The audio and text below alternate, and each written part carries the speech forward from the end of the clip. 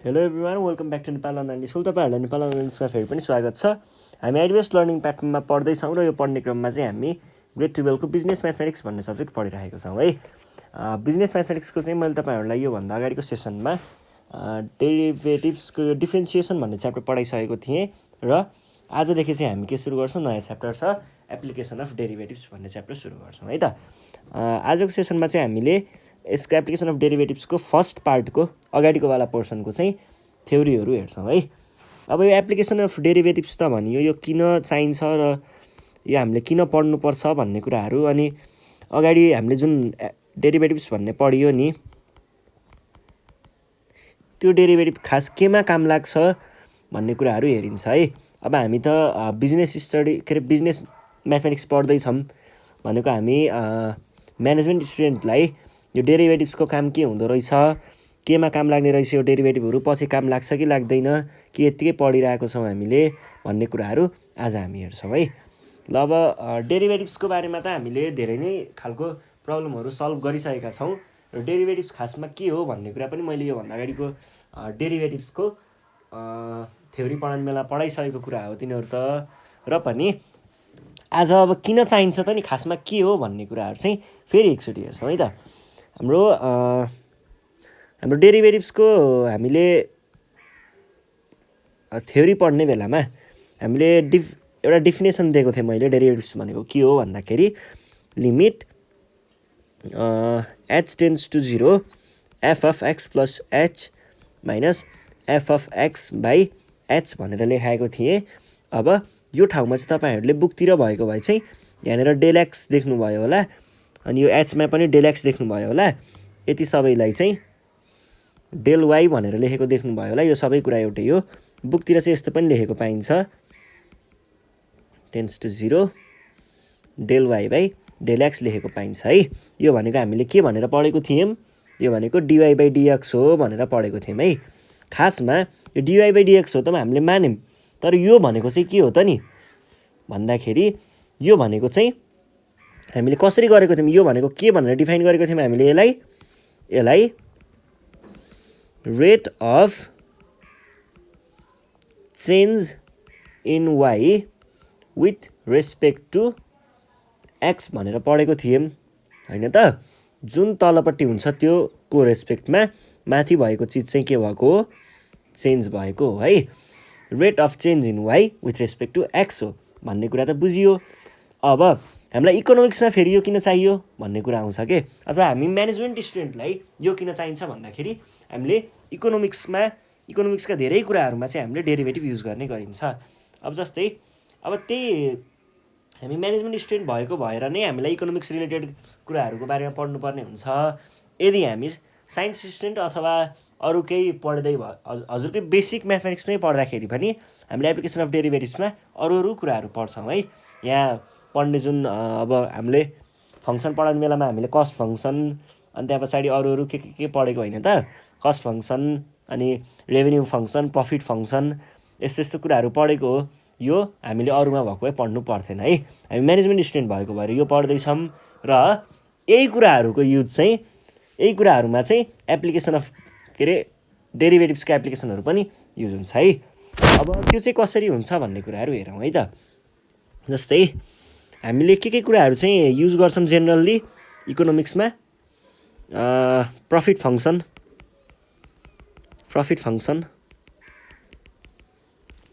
पछाडि अर्को के आउँछ, कस्ट फङ्सन, अनि रेभेन्यू फङ्सन। यस्तो धेरै कुराहरू, यस्तो खालको फङ्सनहरू धेरै आउँछ है। अब यो फङ्सनहरूको चाहिँ हामीले डेरिभेटिभबाट चाहिँ यसको मार्जिनल भ्याल्युहरू निकाल्न सकिन्छ, अनि मिनिमम कस्टहरू म्याक्सिमम कस्टहरू कति राख्दाखेरि के हुन्छ, अथवा म्याक्सिमम प्रफिट पाउनको लागि हामीले कति चाहिँ क्वान्टिटी प्रड्युस गर्नुपर्छ होइन, अनि कति कस्ट राख्नुपर्छ भन्ने कुराहरू चाहिँ हामीले डेरिभेटिभबाट निकाल्न सक्छौँ है। त्यसको लागि चाहिँ हामीले यो डेरिभेटिभ पढ्न पर्ने हुन्छ है। अब जस्तै हाम्रो अब नयाँ कुराहरू चाहिँ अलिकति के पढ्नु पऱ्यो भन्दा हामीले यिनीहरूको बारेमा पहिला पढेको थियौँ है। हामीले प्रफिट फङ्सन भनेको के भनेको थियौँ, रेभेन्यू माइनस कस्ट भनेको थियौँ। अब एभरेज कस्ट भनेको, अनि त्यहाँ पछाडि मार्जिनल कस्ट भनेको, अनि मार्जिनल प्रफिट, मार्जिनल रेभेन्यू, यिनीहरूको बारेमा पनि हामीले यहाँनिर पढ्नुपर्ने हुन्छ है यो एप्लिकेसन अफ डेरिभेटिभमा। अब जस्तै मार्जिनल पहिला सुरुमा एभरेज कस्ट भनौँ। एभरेज कस्ट भनेको कति हुन्छ त? हाम्रो टोटल कस्ट भनेको कस्ट फङ्सनले डिनोट गर्छ भने टोटल डिभाइडेड बाई क्वान्टिटी भनेको के हो त? टोटल डिभाइडेड बाई क्वान्टिटी भनेको एभरेज हो। यो त हामीले स्ट्याटिस्टिक्समा पनि पढ्नुपर्छ।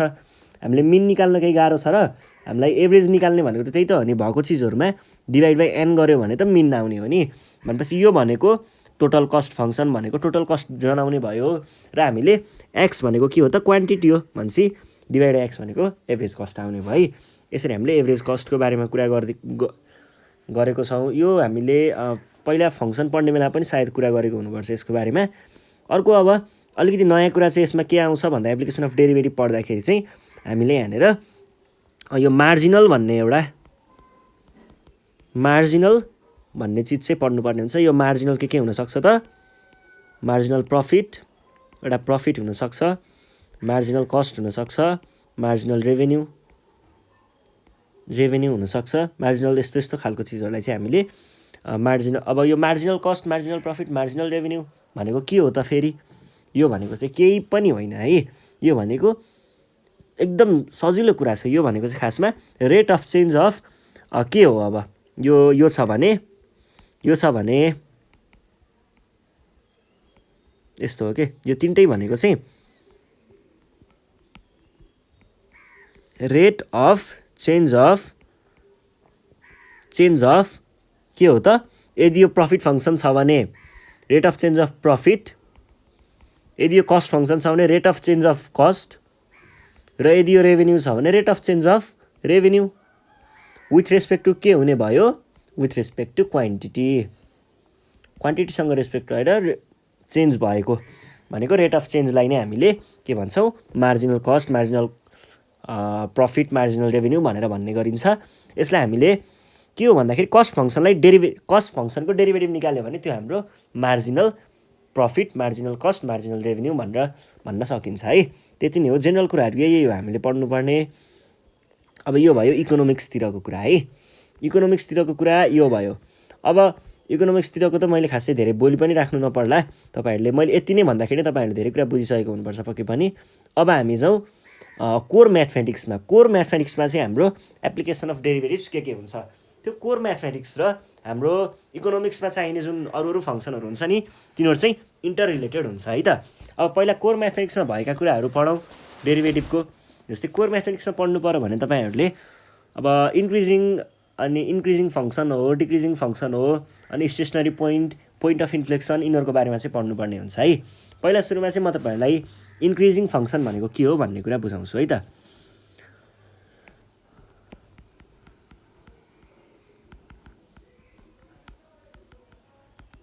अब के हो त इन्क्रिजिङ फङ्सन भनेको?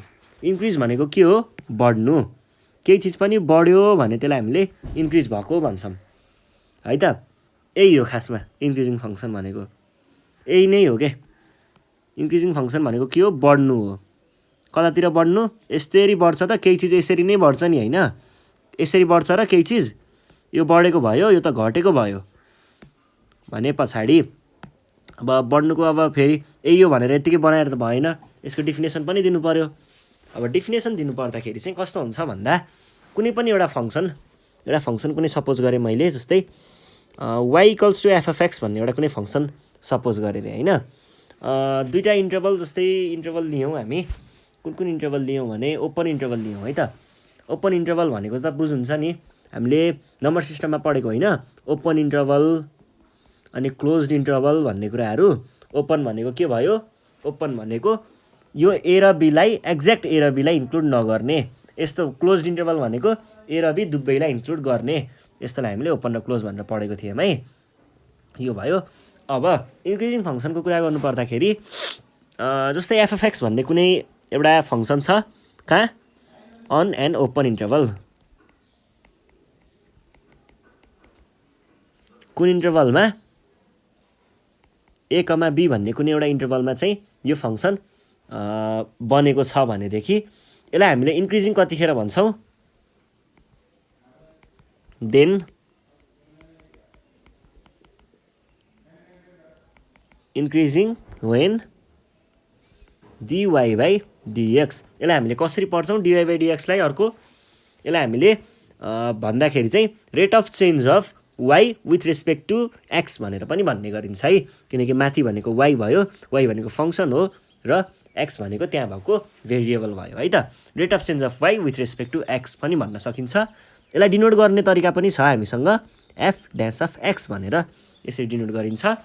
यदि यो value f dash of x को भ्याल्यु चाहिँ ग्रेटर देन 0 भयो भने यो के हुने भयो त इन्क्रिजिङ हुने भयो है त।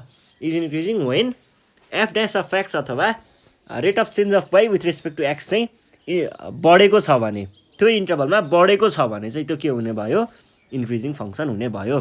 बढेको भन्नुको अर्थ 0 भन्दा बढी भएको भन्न खोजेको है, किनकि रेट अफ चेन्जको रेटको कुरा गरिएको छ नि त। रेट बढ्दैछ भने त 0 भन्दा माथि हुने भयो नि त, रेट घट्दैछ भने पो 0 भन्दा तल हुने भयो, रेट बढ्दैछ भने त्यो 0 भन्दा माथि हुने भयो है त। र 0 भन्दा माथि भएकोलाई हामीले इन्क्रिजिङ फङ्सन भन्ने गरिन्छ। यो कुरा बुझ्नुभयो होला। अब जस्तै एक्जाम्पल नै दिँदाखेरि बुझ्नुहुन्छ होला। अब एक्जाम्पल दिनु पर्यो भने जस्तै दुईवटा केही चिजहरू बनाउँछु म। अब यो तपाईँहरूले साइन्स पढ्नुहुन्थ्यो भने चाहिँ मैले तपाईँहरूलाई अर्को एउटा कुरा पनि थप बोलिदिनु पर्ने हुन्थ्यो, म त्यो पनि यसमा पनि भनिदिन्छु भन्न चाहिँ त्यो तपाईँहरूलाई बुझ्न इम्पोर्टेन्ट त छैन, तर पनि बुझाइदिँदाखेरि राम्रो भन्ने हिसाबले म बुझाइदिन्छु है। यहाँ इन्क्रिजिङ र डिक्रिजिङको फङ्सन पढाउने बेलामा यो इन्क्रिजिङ फङ्सनको मैले डायग्राम बनाउन लागिरहेको छु है। जस्तै यो भयो हाम्रो ग्राफ। हाम्रो ग्राफमा मैले इन्टरभल ओपन इन्टरभलको बारेमा कुरा गरेको थिएँ। जस्तै इन्टरभल भनेको यहाँदेखि यहाँसम्मको लिए, यसलाई मैले ए भनिदिएँ, यसलाई बी भनिदिएँ है। र यहाँदेखि यो भनेको हाम्रो इन्टरभल हुने भयो। यो इन्टरभलमा यो कुनै इन्टरभल छ भनेदेखि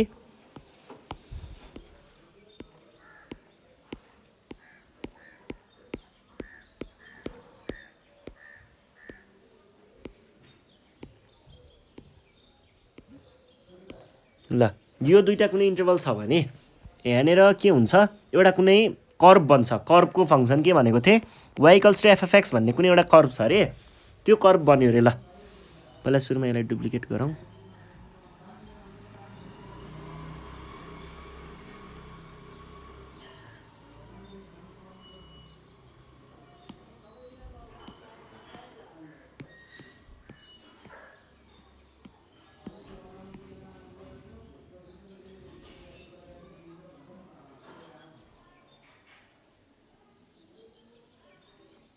ल यो भयो है। कुनै पनि एउटा अगाडिको लागि हेर्नुपर्दा कुनै पनि एउटा कर्भ कसरी गएको छ, कर्भ हो नि त यो, त कर्भको एउटा कुनै इक्वेसन हो नि त यो कर्भ। ल मानिलिउँ यस्तरी गएको छ अरे, ल यस्तरी इन्क्रिज भयो अरे है। यो इन्क्रिज भयो कि डिक्रिज भयो भन्ने कुरा चाहिँ हामी अब गर्छौँ। यो इन्टरभलदेखि यो इन्टरभलभित्रमा यो कर्भ चाहिँ यसरी गएको छ, अथवा यो कर्भ चाहिँ यसरी एउटा माथिबाट गयो, एउटा यस्तरी गएको छ अरे। यो दुइटै केसमा चाहिँ यसलाई हामीले इन्क्रिजिङ भन्ने गरिन्छ। अब यो अलिकति मिलाएर बनाउनु पर्यो, यो त ठाउँ भेट्दैन फेरि।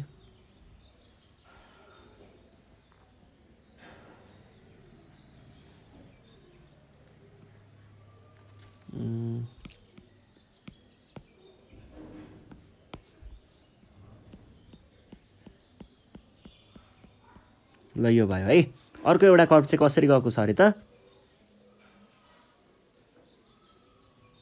यसरी गएको छ अरे, हेर्नुहोस् है। अब खासमा हामीले भनेको त एफ ड्यास अफ एक्स भनेको के हो त dy बाई dx हो। dy बाई dx भनेको के हो, rate of change of y by x हो नि त। यो भनेको राइज एन्ड रन हो नि त खासमा। Rate of change of y भनेको यो भयो, rate of change of y भनेको हेर्नुहोस् त y को भ्याल्यु y भनेको यो हो र x भनेको यो हो है खासमा है। अब y को भ्यालु यहाँदेखि बढेर यो a को ठाउँमा हाम्रो y को भ्यालु यहाँनिर छ। हेर्नुहोस् है, यहाँनिर म ल हेर्नुहोस् है, सुरुमा a को ठाउँमा y को भ्यालु यो पोइन्टमा छ, तर b पुग्ने बेलासम्म यो भ्यालु चेन्ज भएर कहाँ पुगेको छ त, यहाँनिर पुगेको छ। भनेपछि यो भनेको के हो, चेन्ज इन y हो, चेन्ज इन y हो है। यो भनेको के भयो, चेन्ज इन y लाई हामीले dy भनेर डिनोट गरिन्छ। त्यसै गरी a को भ्यालु पनि b पुग्ने बेलासम्म यहाँदेखि बढेर यहाँसम्म पुगेको छ। भनेपछि यो भनेको के हुने भयो त, यो भनेको dx हो अथवा चेन्ज इन x हो है त। अब यस्तो भइसके पछाडि हामीलाई स्लोप भनेको के हो त, स्लोप भनेको के हो, कुनै पनि चिजको स्लोप भनेको के हुन्छ, स्लोप भनेको change in y by change in x हो। यो त कुरा थाहा छ हामीलाई, हामीले कोअर्डिनेट्समै पढेको कुराहरू हो यो त। अब खासमा नि यो डेरिभेटिभ भनेको चाहिँ कुनै पनि एउटा कर्वको, यो टेन्जेन्ट भयो नि, टेन्जेन्ट भन्ने थाहा छ नि, कुनै पनि एउटा कर्वको टेन्जेन्ट हुन्छ नि, यो टेन्जेन्ट,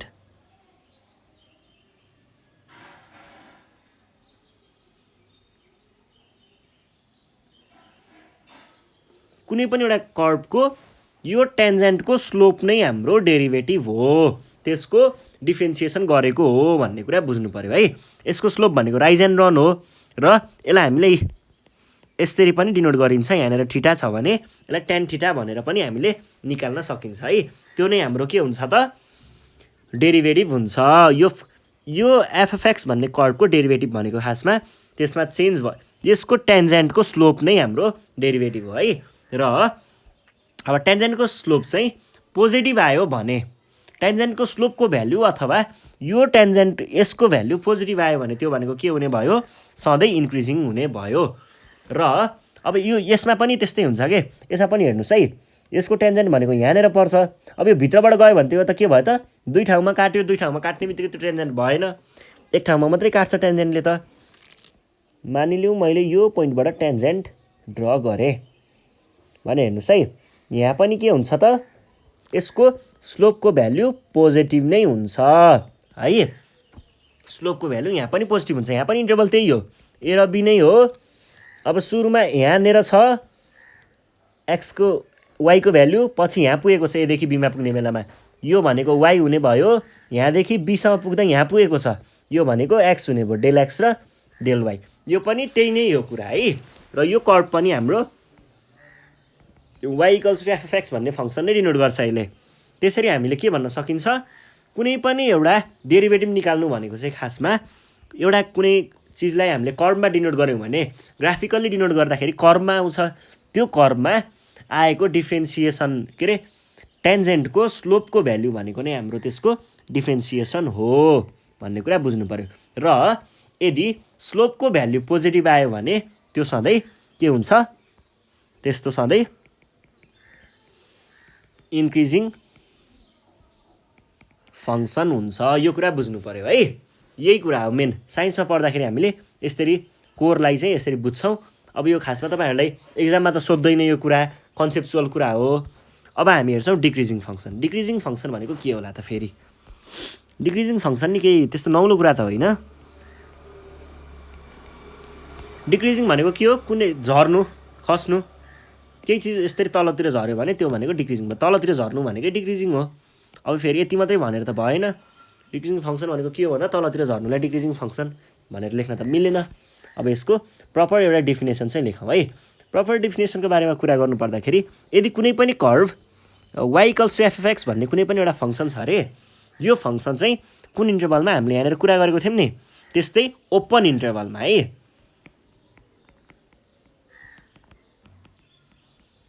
ओपन इन्टरभलमा के हुन्छ, ओपन इन्टरभलमा डिक्रिजिङ हुन्छ। तर यत्तिकै त हुँदैन, कुनै कन्डिसन छ। के छ condition, when dy by dx अथवा change in y with respect to x, अथवा यसलाई हामीले f' पनि लेख्न सकिन्छ, डेरिभेटिभ अफ f(x) भनेर भन्ने गरिन्छ है।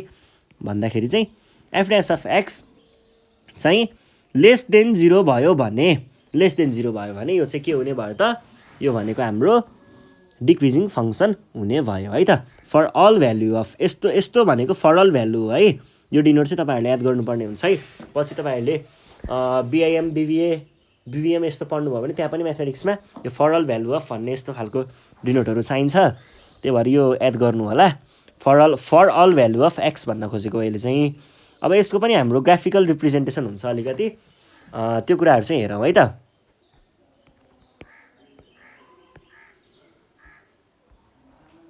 अब तेरिका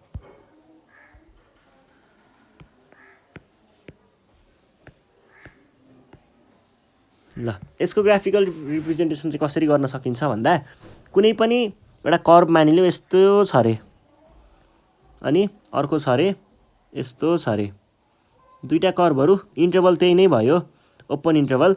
अब यहाँनिर चाहिँ कस्तो भइदिने भयो, यसको टेन्जेन्ट बनाउनु पर्दाखेरि टेन्जेन्ट कसरी बन्छ, एउटा मात्रै पोइन्ट छोएर जाने हो नि त।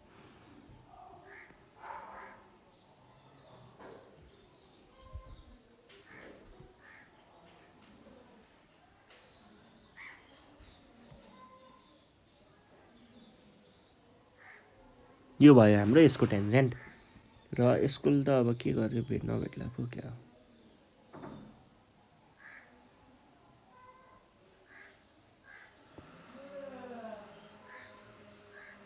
ल यो भयो यसको टेन्जेन्ट, हेर्नुहोस् त टेन्जेन्टको भ्याल्यु के भयो त, यो भयो थीटा, यो पनि भयो थीटा।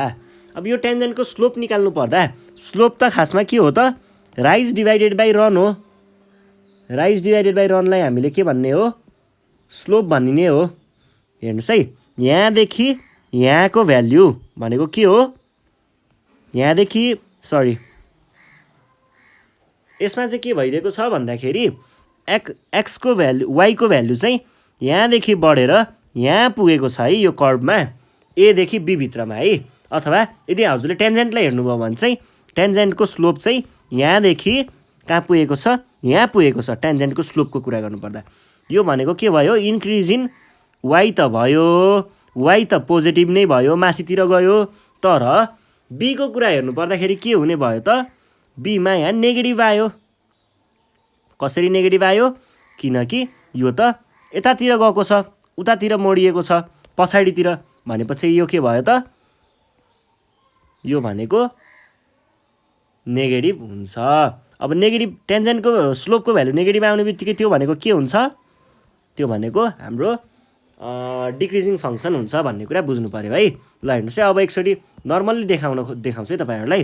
दुईवटा कर्भहरू यस्तो खालको कर्भ भयो। ल यो कर्भमा कता कता डिक्रिजिङ हुन्छ, कता कता इन्क्रिजिङ हुन्छ भन्ने कुराहरू हेरौँ है। यो टेन्जेन्ट बनाउनु पऱ्यो भने एउटा टेन्जेन्ट यहाँनिर बन्छ, एउटा टेन्जेन्ट यहाँनिर बन्छ। हेर्नुहोस् है, यो माथितिर गयो भनेको कुनै पनि चिज राइट साइडतिर ढल्केको छ के, लेफ्ट साइडतिर त सानो र राइट साइडतिर अग्लो भयो भने त्यो चाहिँ इन्क्रिजिङ हुन्छ। त्यसै गरी राइट साइडतिर अग्लो र लेफ्ट साइडतिर होचो भयो भने यो डिक्रिजिङ हुन्छ। भनेपछि यहाँनिर यो इन्क्रिजिङ, यो डिक्रिजिङ, यसरी हामीले इन्क्रिजिङ फङ्सन र डिक्रिजिङ फङ्सनको बारेमा कुरा गर्छौँ। यदि स्लोपको भ्यालु नेगेटिभ छ भने त्यो चाहिँ के हुन्छ त, सधैँ त्यस्तो भ्यालुहरू चाहिँ हाम्रो डिक्रिजिङ फङ्सनमा गनिन्छ है त। त्यस्तो खालको फङ्सनहरूलाई स्लोपको भ्याल्यु टेन्जेन्टको स्लोपको है, टेन्जेन्टको स्लोप भनेको फेरि के हो, डेरिभेटिभ अफ गिभन फङ्सन हो। डेरिभेटिभ अफ गिभन फङ्सन निकाल्यो भने त्यसको टेन्जेन्टको स्लोप आउँछ है त, त्यो भयो। अनि त्यसको भ्यालु नेगेटिभ आयो भने त्यो चाहिँ हाम्रो के भयो त, डिक्रिजिङ फङ्सन भयो। ल यही नै थियो हाम्रो इन्क्रिजिङ फङ्सन र डिक्रिजिङ फङ्सनको बारेमा। अब योभन्दा नेक्स्ट सिरिजमा चाहिँ हामी बाँकी रहेका क्वेसनहरू बाँकी रहेका छुटेका कुराहरू चाहिँ को बारेमा चर्चा गर्नेछौँ। त्यतिखेरसम्मको लागि तपाईँहरू घरमै बसेर प्र्याक्टिस केही नयाँ कुराहरू हेर्दै गर्नु होला। यसको सकेसम्म एक्जाम्पलहरू यस्तो हेर्नु होला।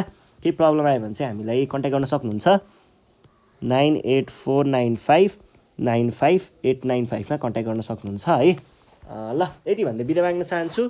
भिडियो हेर्दै गर्नु होला, साथीहरूलाई ग्रुपतिर सेयर गर्दै गर्नु होला, अनि सब्सक्राइब गर्न नबिर्सिनु होला है त। धन्यवाद।